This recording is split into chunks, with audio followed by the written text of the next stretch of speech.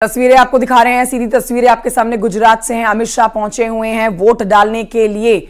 आज बेहद महत्वपूर्ण सीटें जो हैं उन पर मताधिकार हो रहा है। एक सीट जहां प्रधानमंत्री नरेंद्र मोदी का भी वोट है गुजरात से और गृह मंत्री अमित शाह का भी वोट है। तस्वीरें आप लगातार देख रहे हैं गुजरात से आती हुई। आज ऐसी तस्वीरें आपको हम दिखाएंगे जहां पर प्रधानमंत्री नरेंद्र मोदी और गृह मंत्री अमित शाह जो है वोट डालने के लिए पहुंचे हुए हैं। ये भी जानकारी दे देते हैं कि उत्तर प्रदेश की राज्यपाल आनंदीबेन पटेल भी गुजरात पहुंच चुकी है मताधिकार का इस्तेमाल करने के लिए। सुबह सुबह वोट डालने के लिए पीएम मोदी अहमदाबाद पहुंच चुके हैं। तस्वीरें सीधी आपके सामने गुजरात से इस समय यहां पर वोट कास्ट करते हुए नजर आने वाले हैं थोड़ी देर में गृह मंत्री अमित शाह, क्योंकि यहां अमित शाह पहुंचे हुए हैं वोट डालने के लिए। भीड़ आप देखिए कितनी भारी संख्या में यहां पर सुबह सुबह लोग वोट डालने के लिए पहुंचे हुए हैं। आज 26 सीटें हैं जहां गुजरात में मतदान हो रहा है, जिनमें 2 ऐसी सीटें जहां पर प्रधानमंत्री नरेंद्र मोदी भी वोट करेंगे और गृह मंत्री अमित शाह तो वोट करने के लिए पहुंचे ही हुए हैं। 11 राज्यों की कुल कई सीटों पर आज मताधिकार होने जा रहा है। तस्वीरें सीधे आपके सामने गांधीनगर की सीट है जहां पर गृह मंत्री अमित शाह पहुंचे हुए हैं।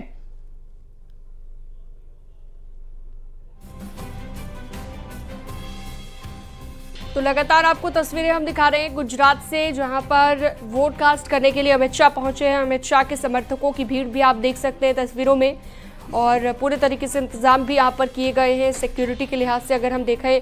और प्रधानमंत्री पहुंच रहे हैं चूंकि, तो इंतजाम और भी ज्यादा करेंगे। प्रधानमंत्री भी वोट कास्ट करने के लिए पहुंच रहे हैं अपने काफिले के साथ। और इस वक्त अमित शाह की तस्वीर आप देख रहे हैं वोट कास्ट करने के लिए जाते हुए अमित शाह, और उससे पहले अपने समर्थकों के साथ हाथ मिलाते हुए। जो उनके समर्थक हैं वो किस तरह से कोशिश कर रहे हैं उनसे हाथ मिलाने की और हाथ हिलाकर अभिवादन स्वीकार करते हुए यहाँ पर अमित शाह को आपने देखा। तो अमित शाह पहुंचे हुए हैं वोट कास्ट करने के लिए फुल सिक्योरिटी के साथ और थोड़ी देर में वोट कास्ट करेंगे। हालांकि 8:45 बजे का वक्त बताया गया है कि अमित शाह 8:45 बजे वोट कास्ट करेंगे। दूसरी तरफ प्रधानमंत्री 7:30 बजे वोट कास्ट करेंगे। तो न्यूज़ 18 पर लगातार वो तस्वीर हम आपको दिखाएंगे जैसे ही प्रधानमंत्री पहुंचेंगे, क्योंकि काफिला निकल चुका है और प्रधानमंत्री रवाना हो चुके हैं पोलिंग बूथ के लिए और 7:30 बजे अपना वोट कास्ट करेंगे प्रधानमंत्री नरेंद्र मोदी। उनके स्वागत के लिए भी तमाम लोग रास्ते में ही खड़े हुए आपको नजर आएंगे। जिस तरह से आप देख रहे हैं कि अभी अमित शाह से मिलने के लिए, उनसे एक हाथ मिलाने के लिए उत्सुक नजर आ रहे हैं उनके समर्थक। तो अपने सख्त लहजे में अक्सर विपक्ष को घेरने वाले गृह मंत्री अमित शाह, जहां पर आप लगातार उनको चुनावी सभाओं में विपक्ष के ऊपर करारा प्रहार करते हुए देख रहे हैं, आज अपना वोट करने के लिए गुजरात की गांधीनगर पहुंचे हुए हैं जहां से उनका वोट पड़ता है। और वोट कास्ट करने के बाद जब निकले तो देखिए उनके प्रशंसक जो बाहर उनसे मिलने के लिए इंतजार कर रहे थे उनसे मिल भी रहे हैं। गृह मंत्री अमित शाह आपने कई बार विपक्ष को जब घेरते हुए देखा है तो ऐसे ऐसी बातें और ऐसे ऐसे सवाल दागते हुए उनको देखा है जहां पर विपक्ष चारों खाने चित्त नजर आता है, जवाब उनके पास नहीं होते हैं। आज बहुत ही शांत माहौल में जब वोट देकर आए हैं तो जाहिर तौर पर उनसे मिलने के लिए, उनसे तस्वीरें उनके साथ लेने के लिए लोग यहां पर खड़े हुए हैं, उनके प्रशंसक खड़े हुए हैं आज गांधीनगर में इस समय मौजूद। और ऐसी तस्वीरें प्रधानमंत्री नरेंद्र मोदी की भी अब से थोड़ी देर के बाद आने वाली हैं, क्योंकि प्रधानमंत्री नरेंद्र मोदी भी गुजरात पहुंचे हुए हैं। आज वोट डालेंगे पीएम मोदी भी। नीली स्याही की उंगली आप प्रधानमंत्री नरेंद्र मोदी की भी देखने वाले हैं आज। लेकिन सबसे पहले सुबह देशवासियों से उन्होंने आज 11 राज्यों की जो 93 सीटों पर मतदान हो रहा है उन पर मताधिकारियों से अपील की है कि वोट जरूर करें। बड़ी खबर आपको बता रहे हैं, तीसरे चरण की वोटिंग जारी। पीएम मोदी का ट्वीट, लोगों से अपील की है उन्होंने वोट करने की। सोशल मीडिया प्लेटफॉर्म एक्स का पोस्ट भी आपको दिखाएंगे। ये तस्वीरें आप फिलहाल गांधीनगर से देख रहे हैं, गुजरात के गांधीनगर से तस्वीरें। चाक चौबंद सुरक्षा व्यवस्था के बीच में इस समय गृह मंत्री अमित शाह, और इससे आगे आपको यह भी जानकारी दे देते हैं कई जनसभाएं उनकी आज होने वाली हैं। लगातार उत्तर प्रदेश में आप देख रहे हैं गृह मंत्री अमित शाह जो हैं वो अपना डेरा जमाए हुए हैं। हर दिन उनकी जनसभाएं उत्तर प्रदेश में होती रहती हैं, क्योंकि बड़ी बात यह है 7 चरण में जो मतदान होने जा रहा है, 7 चरण में उत्तर प्रदेश की सीटों पर मतदान होना है। तो इसलिए सबसे महत्वपूर्ण राज्य जहां अक्सर आप गृह मंत्री अमित शाह की रैली होते हुए देख रहे हैं। तो अमित शाह को इस वक्त आप तस्वीरों में देख रहे हैं, लगातार वोट कास्ट करने के लिए पहुंचे हुए हैं और आपका वोट देश के भाग्य को उदय करेगा, ये सभी बातें अमित शाह ने कही हैं।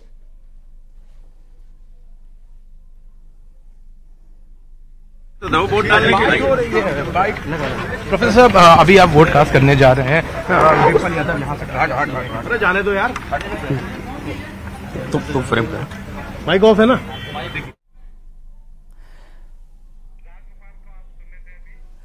प्रोफेसर रामगोपाल को आप सुन रहे थे और फिलहाल तस्वीरें एक बार फिर से आपके सामने गृह मंत्री अमित शाह की। देखिए, हम आपको तस्वीरें इसलिए दिखा रहे हैं क्योंकि अब से थोड़ी ही देर में आप प्रधानमंत्री नरेंद्र मोदी को भी आप ऐसी जनता के बीच में उतरते हुए देखेंगे। आज नीली स्याही प्रधानमंत्री नरेंद्र मोदी की उंगली पर भी लगने वाली है, वोट करने के लिए पहुंच चुके हैं। लेकिन अगर सबसे बड़ी सीटें आज उत्तर प्रदेश की आप देखते हैं तो 10 महत्वपूर्ण सीटों पर जो मतदान हो रहा है उसमें यादव कुनबे की साख दांव पर लगी हुई है। वो तस्वीरें भी आपको दिखाएंगे। आपने देख लिया है अक्षय यादव जो कि मतदान करके न्यूज 18 से बात भी कर चुके हैं। उनके पिता प्रोफेसर रामगोपाल यादव को भी आप देख चुके हैं। आज ऐसे ही दिग्गजों का मतदान भी होना है, दिग्गजों की प्रतिष्ठा भी दांव पर लगी है और दिग्गज आज मतदान करने भी पहुंचने वाले हैं क्योंकि देश की 11 राज्यों की 93 सीटों पर आज मतदान हो रहा है, जिसकी तैयारी देखिए। इस बार तीसरे चरण के मतदान की अब बात करते हैं तो थोड़ा लंबा समय मिला है। पीछे के 2 चरण आप छोड़ते हैं तो 26 अप्रैल को दूसरे चरण का मतदान हुआ था, उसके बाद आज 7 अप्रैल को एक लंबा समय। अब इन दिनों में आप कह सकते हैं कि और तैयारी जो है वो प्रबल हो जाती है उम्मीदवारों की अपनी जीत पक्की करने के लिए। बहरहाल नतीजे तो 4 जून को ही आने हैं। फिलहाल आप गृह मंत्री अमित शाह को देख रहे हैं। तो लगातार आपको तस्वीरें दिखा रहे हैं हम गृह मंत्री अमित शाह की, जो प्रधानमंत्री के स्वागत के लिए पहुंचे हैं। 8:45 बजे वोट कास्ट करेंगे, लेकिन उससे पहले प्रधानमंत्री का स्वागत करने के लिए पहुंचे हुए हैं, जहां पर अहमदाबाद में आज वोट कास्ट करेंगे प्रधानमंत्री नरेंद्र मोदी। लेकिन उससे पहले अमित शाह उनके स्वागत के लिए पहुंचे हुए हैं। तस्वीरें आपको हम लगातार दिखा रहे हैं और सिक्योरिटी के लिहाज से भी पूरे इंतजाम यहाँ पर किए गए हैं। प्रधानमंत्री निकल चुके हैं पोलिंग बूथ के लिए और अब कुछ ही मिनटों में प्रधानमंत्री पहुंचने वाले हैं और 7:30 बजे मात्र 10 मिनट का वक्त बाकी रह गया है और 10 मिनट के बाद बताया जा रहा है कि प्रधानमंत्री वोट कास्ट करेंगे। फिलहाल आप 2 तस्वीरें देख रहे हैं आपकी टीवी स्क्रीन पर। दूसरी तस्वीर उस काफिले की है जिसमें आप देख सकते हैं कि इससे पहले हमने आपको दिखाई थी प्रधानमंत्री निकले हैं पोलिंग बूथ के लिए, और पहली तस्वीर अमित शाह की जो कि उनके स्वागत के लिए पहले ही लोकेशन पर पहुंच गए हैं और तमाम इंतजामों को देख रहे हैं। तो विपक्ष को घेरने का ऐसा कोई मुद्दा नहीं जो अमित शाह के हाथों से निकला हो। ताजा आपने जो उनकी जनसभा अभी सुनी है पीछे, जो उत्तर प्रदेश में हुई है, जिसमें उन्होंने इंडिया गठबंधन को जमकर घेरा और एक बड़ा सवाल अपनी जनसभा के दौरान उस जनता से पूछा जो गृहमंत्री अमित शाह को सुनने आई हुई थी। उन्होंने पूछा अगर इंडिया गठबंधन जीत जाता है तो प्रधानमंत्री कौन होगा देश का। यह बड़ा सवाल गृहमंत्री अमित शाह का था। उन्होंने एक एक करके उन तमाम राजनेताओं के नाम गिना दिए जो इंडिया गठबंधन के मुख्य चेहरे हैं। केजरीवाल जो कि जेल में है, ममता बनर्जी के लिए उन्होंने पूछा कि आपको लगता है ममता बनर्जी प्रधानमंत्री बन सकती हैं। स्टर्लिन के लिए उन्होंने पूछा आपको लगता है कि स्टर्लिन प्रधानमंत्री बन सकते हैं। और आखिर में उन्होंने कहा कि राहुल गांधी के लिए पूछ रहा हूं, राहुल गांधी क्या प्रधानमंत्री बन सकते हैं। तो ऐसा कोई मुद्दा नहीं जिस पर विपक्ष को ना घेर रहे हो गृहमंत्री अमित शाह, क्योंकि 400 पार का नारा दिया है, मोदी की गारंटी घर घर तक पहुंचानी है। तो ऐसे में बंपर जीत दर्ज करने के लिए बेहद महत्वपूर्ण जनसभाएं गृहमंत्री अमित शाह की आप लगातार होते हुए देख रहे हैं। और हमारे साथ खास मेहमान जुड़ चुके हैं। हमारे साथ संजय चौधरी प्रवक्ता हैं भारतीय जनता पार्टी के, अशोक यादव हमारे साथ प्रवक्ता समाजवादी पार्टी जुड़ गए हैं, सौरभ दुबे राजनीतिक विश्लेषक हमारे साथ जुड़े हुए हैं। और सबसे पहले सौरभ दुबे जी, आप ही से मेरा सवाल आज के मतदान को लेकर। तीसरा चरण चल रहा है मतदान का और अभी तक आप क्या देख पा रहे हैं? पिछली बार के मुकाबले कितना बदलाव इस बार के चुनावों में देखने को मिल रहा है? क्या नई चीज है इस बार चुनावों में? देखिए, आज तीसरे चरण का मतदान है तो सबसे पहले तो सबसे अपील है कि अपने कर्तव्य का पालन करें। आपका कर्तव्य भी है और अधिकार भी है। और पिछले बार जैसे थोड़ा वोटिंग परसेंटेज हमें कम देखने को मिला, तो इस बार आप अपनी जिम्मेदारियां समझ करके आप तुरंत निकलें, बिना जलपान के पहले वोट करके आएँ, फिर घर में जलपान करें। देखिए, पिछली बार तो कुछ ऐसा भी था कि शुक्रवार शनिवार रविवार का एक माहौल था तो कुछ वोट परसेंटेज कम पड़े थे, लेकिन उसके बाद जो एक चुनाव आयोग का डिक्लेरेशन आता है तो उसमें वोट परसेंटेज जो है वो बढ़े हुए दिखाई दिए बाद में, जब पूरी जो है उसके अंदर जो है वो आंकड़े आते हैं। तो तो मुझे लगता है अब ये जो तीसरा चरण है, इसमें कहीं ना कहीं जो मतदाता है वो बहुत ज़्यादा जागरूक भी है, और जितने विषय निकल करके आ रहे हैं अभी तमाम तरह से, जो हमने देखा अभी एक कई प्रकार की घटनाएं भी, जैसे स्कूलों को जो है वो तमाम तरह की धमकियां देना या इस तरह की चीज़ें, तो लोगों को भी लगता है कि हमें, जनता को लगता है कि हमें देश के अंदर एक स्थिर सरकार चाहिए, स्थायी सरकार चाहिए। ऐसी सरकार नहीं चाहिए जो संविदा पे हो, और स्थायी सरकार के लिए हमें भारी मात्रा में निकल करके वोटिंग करनी पड़ेगी, क्योंकि जो सरकार बहुमत के साथ आती है वही कड़े कानून के साथ जो है, कड़े नियम के साथ जो है वो शासन करती है। और शासन करने का मतलब ये होता है कि आपकी शिक्षा, आपका स्वास्थ्य, आपके जो है जो रोजमर्रा की आपकी चीजें हैं वो सुलभता के साथ जनता को मिलनी चाहिए। सौरभ दुबे जी, तस्वीरें दो हम दिखा रहे हैं हमने टेलीविजन स्क्रीन पर। एक तस्वीर जहां पर ये गृह मंत्री अमित शाह वोट देते हुए नजर आएंगे, देकर आए हैं, और एक तरफ प्रधानमंत्री नरेंद्र मोदी वोट देने के लिए पहुंचे हुए हैं। लेकिन बात अब उत्तर प्रदेश की आज महत्वपूर्ण हो जाती है। सौरभ दुबे, इस पर आपका एक जरूर टिप्पणी लेना चाहेंगे, क्योंकि 10 सीटें हैं, 10 सीटों में 3 महत्वपूर्ण सीटें, 5 उम्मीदवार जो यादव परिवार की साख बचाने के लिए मैदान में उतरे हुए हैं, उनमें 3 मुख्य चेहरे आज चुनावी मैदान में अपनी किस्मत आजमा रहे हैं। आपको क्या लग रहा है, अब तक का आपका विश्लेषण राजनीति का क्या कह रहा है, इस बार हवा किस तरफ जाती हुई नजर आ रही है? देखिए, जो पिछला इलेक्शन था लोकसभा का, उसके अंदर जो है उत्तर प्रदेश के अंदर जो है 5 सीटों पर समाजवादी पार्टी थी, 10 सीटों पर बहुजन समाज पार्टी थी।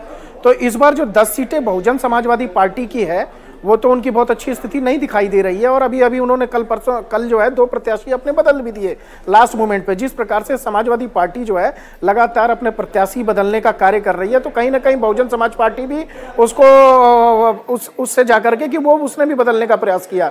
तो मुझे लगता है इस बार जो 63 सीटें जो भारतीय जनता पार्टी की थी, उसमें जो बसपा की सीटें हैं उसको लाभ मिलने वाला है। साथ ही साथ जो समाजवादी पार्टी की सीटें हैं, चूंकि हमने अभी जो पिछला रामपुर का वो देखा, मुरादाबाद की बात की करते हैं, तो वहां पर जो उन्होंने कैंडिडेट को बदला, उसको देख करके कहीं ना कहीं उत्तर प्रदेश के लोगों में, वहां रामपुर की जनता में या वहां के थोड़ी नाराजगी देखने को मिली।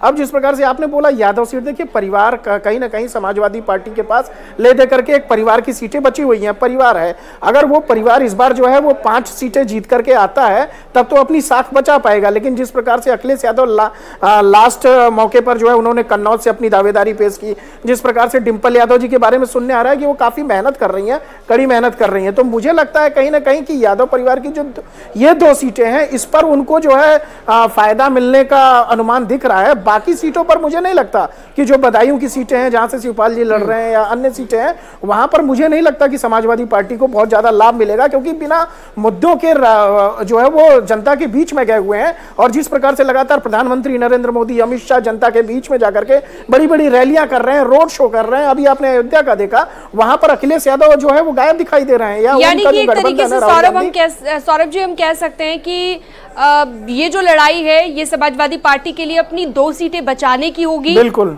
ना कि बाकी सीटों पर भी कहीं ना कहीं लाभ मिलता समाजवादी पार्टी को नजर आएगा। यानी कि ये अपनी 2 और बॉकलाट में जो बात आती है उसमें कोई सेंस नहीं होता। यार हटाओ, सारी बातें सेंसलेस होती हैं। सन्निपात की स्थिति बीजेपी के करोगे, उनके मुंह से क्या निकलेगा, क्या उसका अर्थ होता है, उसको खुद ही समझते हैं। आज पूरा सैफई परिवार मैदान में है चुनाव के, क्या कहेंगे? सारे लोग चुनाव जीतने जा रहे हैं, बहुत बड़े मार्जिन से जीतने जा रहे हैं। डिंपल पहले से ज्यादा लगभग 5 लाख के मार्जिन से जीतेगी। नोट कर लीजिए। आप लोग कह रहे हैं कि संविधान खत्म किया जा सकता है? यस ऑफ कोर्स, लगातार लोग कह रहे थे, बीजेपी के उम्मीदवार कह रहे हैं, इम्पोर्टेंट नेता कह रहे 400 पार इसलिए चाहिए संविधान बदलना। और सतीश गौतम अलीगढ़ से है, आपने देखा होगा उनकी चुनावी सभा में उनकी बहुत बड़ी नेत्री क्या कह रही कि संविधान बदलना इसलिए जरूरी है कि जो लोग हमारी जूतियां साफ करते थे वो हमारे बराबर बैठने लगे। तो जब ये मानसिकता हो और पूरी तरह से संविधान तो लिख लिया है दूसरा इन्होंने, 18,000 पेज की जो रिपोर्ट दी है कोविंद ने, उसमें यही है। लेकिन सरकार के लोग कह रहे हैं 10 साल से हम बहुमत में थे, अगर संविधान में कुछ बदलना होता तो हम पहले ही कर सकते थे। नहीं, अब वो डिक्टेटरशिप की तरफ जाना। 10 साल के बहुमत के बाद ऐसा है, लॉर्ड एक्टर ने कहा था कि power corrupts and absolute power corrupts absolutely. तो जब एब्सोल्यूट पावर हो जाती है तो आदमी तानाशाही की तरफ बढ़ने लगता है। हिटलर भी जनता के द्वारा चुन के आया था और संविधान में संशोधन करके वो तानाशाह बन गया। दुनिया जानती है, उसी रास्ते पर ये चल रहा है। ये भी कहा जा रहा है कि जिस तरह से चुनाव हो रहा है इसमें इंडिया अलायंस की अगर सरकार बनती है तो संपत्ति का सर्वे करवाएगी, उनसे टैक्स लेगी पैतृक संपत्ति पर। किस पे? पैतृक संपत्ति विरासत टैक्स की बात कर रहे हैं यार, ये मूर्खता की बातें लोग कर रहे हैं, क्यों इन बातों में फंसते हो तुम? सर ये भी प्रधानमंत्री कौन बनेगा अगर इंडिया अलायंस पावर में आता भी है तो कोई अलायंस पावर में आएगा तो 1 मिनट में तय हो जाएगा, बाद में देख लेना। पोलिंग परसेंटेज रामगोपाल जी कम हो रहा है, क्या कहेंगे उसके? सरकार के प्रति निराशा है, बीजेपी के लोग कम वोट डाल रहे हैं। रामगोपाल जी जैसे एक बात योगी जी ने कही है कि राम भक्तों राम द्रोहियों के बीच ये चुनाव है। बीजेपी मुख्यमंत्री का मानसिक संतुलन गड़बड़ा गया है। देख सकते हैं कि रामगोपाल यादव का क्या कहना है कि मुख्यमंत्री का मानसिक संतुलन गड़बड़ा है जब वो राम भक्तों और राम द्रोहियों की बात करते हैं। कैमरामैन उपेंद्र यादव के साथ ऋषभ। तो ऋषभमणि त्रिपाठी हमारे सहयोगी यहाँ पर थे जो कि रामगोपाल यादव से बातचीत कर रहे थे और पूरी तरह से जीत का दम भरते हुए प्रोफेसर रामगोपाल यादव यहाँ पर नजर आए। बेटे भी उनके चुनावी मैदान में हैं और साथ ही साथ जो 3 महारथी यादव परिवार के चुनावी मैदान में है, डिंपल यादव, आदित्य यादव और उनके बेटे, तो ये तीनों ही महारथी आज चुनावी मैदान में हैं और उनकी जीत का दम भरते नजर आए। डिंपल यादव को लेकर रामगोपाल यादव ने कहा कि पहले से भी ज्यादा अंतर से इस बार डिंपल यादव जीतने वाली है, लेकिन तीनों के लिए परीक्षा की घड़ी है आज का दिन और यादव परिवार के लिए बेहद महत्वपूर्ण आज का मतदान।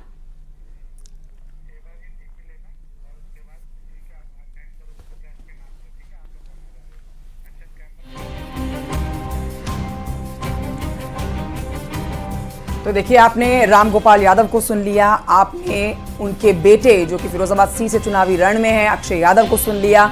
आज ऐसे ही दिग्गज वोटर्स जो हैं, वीवीआईपी वोटर्स भी जो हैं वो वोट डालने के लिए पहुंचने वाले हैं। सबकी तस्वीरें, सबकी जानकारी आप तक पहुंचाएंगे। इस समय आप देख रहे हैं बड़ी सी स्क्रीन पर हमारे साथ बहुत सारे सहयोगी और मेहमान इस समय मौजूद हैं। मैनपुरी से ऋषभमणि आंवला से परवेज, फिरोजाबाद से देवेंद्र चौहान, फतेहपुर सीकरी से मोहम्मद कामिर, बरेली से हमारे साथ हमारे और सहयोगी मौजूद हैं। एक एक करके सबके पास चलेंगे। संजय चौधरी जी प्रवक्ता बीजेपी, अशोक यादव जी प्रवक्ता समाजवादी पार्टी, सौरभ दुबे राजनीतिक विश्लेषण हमारे साथ ऑलरेडी हैं ही मौजूद, जिनसे हम चर्चा कर ही रहे हैं।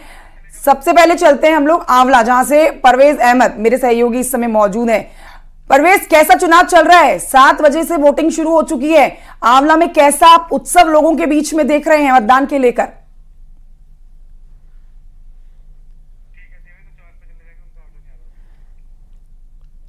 परवेज तक हमारी आवाज नहीं पहुंच रही है। फिरोजाबाद से देवेंद्र चौहान हमारे साथ है। देवेंद्र से हम जल्दी से अपडेट ले लेते हैं।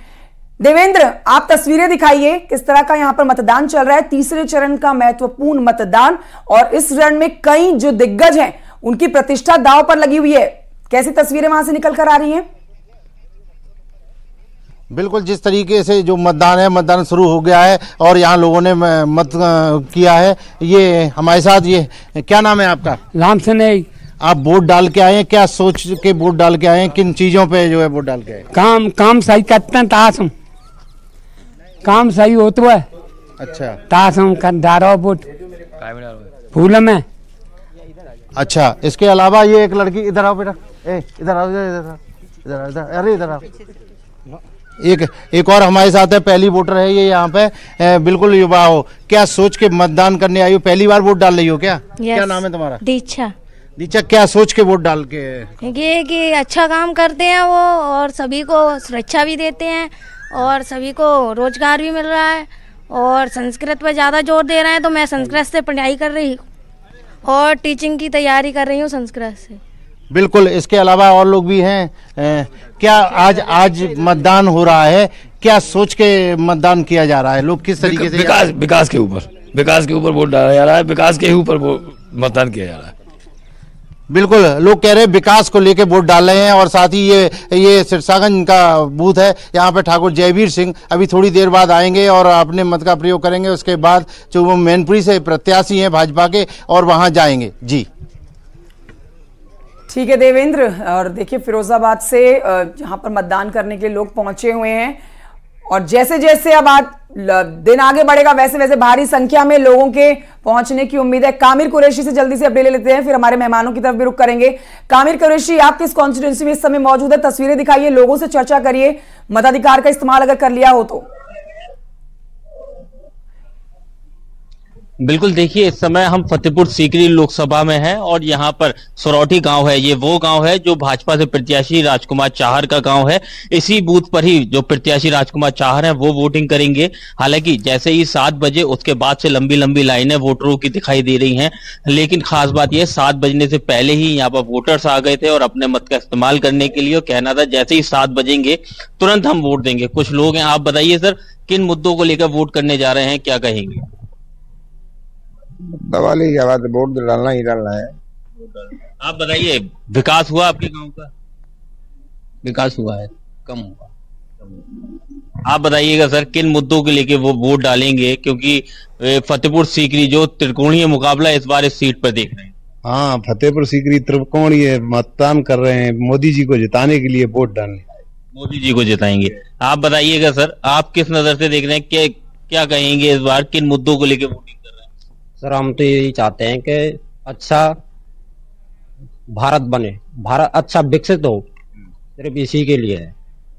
देखिए ये वो वोटर्स हैं जो सिर्फ अपने वोटिंग का इस्तेमाल करेंगे और उसी के लिए इंतजार कर रहे हैं। लंबी लंबी लाइनें दिखाई दे रही हैं, लेकिन जिस बूथ पर हम मौजूद हैं यहाँ पर अभी कुछ ही देर में जो भाजपा से प्रत्याशी हैं राजकुमार चाहर वो यहाँ पहुंचेंगे और यहाँ पर वोटिंग करेंगे। लेकिन इस बार इस फतेहपुर सीकरी लोकसभा सीट पर त्रिकोणीय मुकाबला देखने को मिला है। बीजेपी ने राजकुमार चाहर को टिकट दिया है जो वर्तमान में ही सांसद हैं, लेकिन गठबंधन की तरफ से रामनाथ चाहर भी यहाँ पर पहुंचेंगे वोट कास्ट करने के लिए। मतदाताओं से आपने बातचीत की, अभी फतेहपुर सीकरी से हमारे संवाददाता जुड़े हुए थे हमारे साथ, और फिलहाल ये तस्वीरें आपको हम दिखा रहे हैं।